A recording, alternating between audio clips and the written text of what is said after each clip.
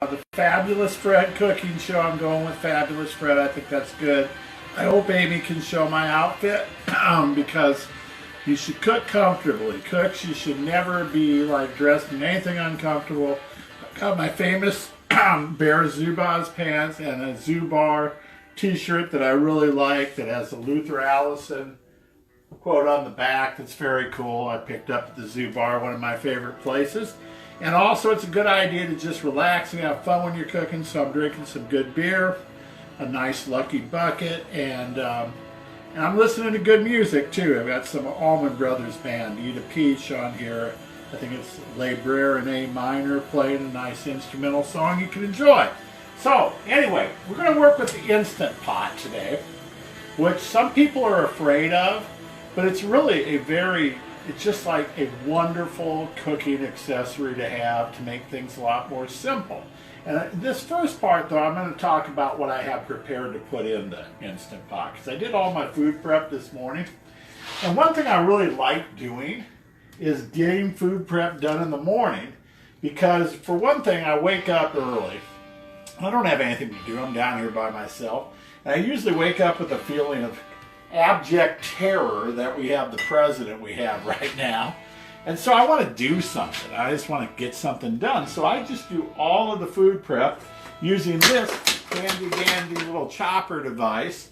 Chop things up and get everything ready. And then I've got everything ready to roll when it's time to cook. So the first thing I did is I got some high quality bacon from Just Good Meat. This is double smoked bacon that they make at the store, and it is unbelievable. And I love bacon, so I always believe when you're cooking, if you really like something, well then use some more of it. So it called for about, I don't know what it called for, a pound or something, or a half pound or something. I used a little bit more, just because, you know, I like bacon. And after that, we got some olive oil and some onions that'll go in. And you got to drain this bacon grease a little bit, but not all of it. After you do that, you cook it for maybe 5 minutes. Not get it real crispy, but just get it where it's cooked.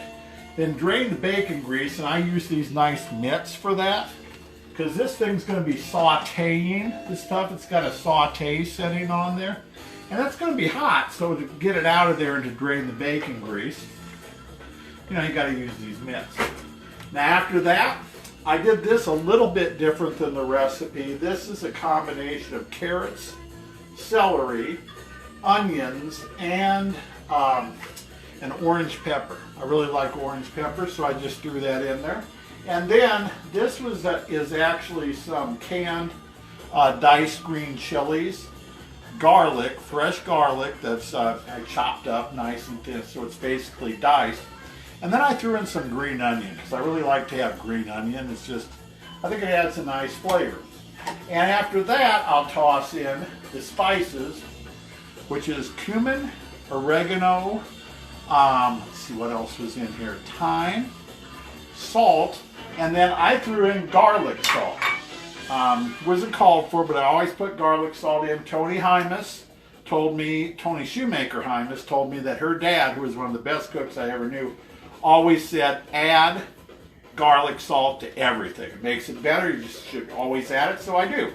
And then the last stuff that goes in, as we're kind of sauteing stuff, are these nice diced tomatoes and a couple bay leaves. So you're going to have all that, get it kind of sauteed up real good, and then we got black beans, which you rinse, but you don't have to do anything else with. One of the nice things about the Instant Pot is you don't have to soak them overnight for 7 hours. Anything you have to do that is just a pain in the rear end. You don't end up wanting to do it, so you don't do it. The Instant Pot allows you to just rinse those off with water and have them ready. And the last thing that I'll put in, which will make the soup, is chicken broth. 7 cups of it. You can see that's a pretty large amount. It actually called for, the recipe called for 6 cups of chicken broth and 1 cup of water, and I thought, what the hell with that? Why would you do that? Why would you put water in when you can put chicken broth in? It makes it taste better. So that's all going to go into the Instant Pot, and once I get all that liquid in there too, then the last thing I'll do is I'll put this lid on, and you got to twist it so it sets. I'm probably going to get it to work right now, but you don't know how to do it when you actually have to do it. You got to twist it so it sets and it comes on and it says, okay, it's ready to roll. And then you push, on this case, I will push soup broth up here. And it's said to set it for 40 minutes, but I'm a little afraid that's a little bit too long. So I'm going to go with 35. And then there's a natural release that you do. And the natural release means you don't move this at all. You have this in this position and you let it just stay there. And it takes about 20 minutes for the steam to release. And it'll show you after it's done cooking for 35, counting back up to 20. When that's over, then you can go ahead and turn this to the side and you'll see some steam come up, and you wait until that's all, until that's all out of there. And then you can open it up and see how the heck it is. You got to be a little bit, pay attention when you're doing one of these Instant Pots to the recipes, because some of the recipes are just wrong on cooking time and you want to kind of check out various ways. But I'm going to start this in a little bit, and I don't have the lid on when I'm sauteing, so I'm just going to set this thing, plug it in, set it on saute. Start with the bacon, and we'll do a second step where we'll show you kind of what it looks like when we get everything put in there. So, and I didn't even take a drink of beer during this, which is crazy.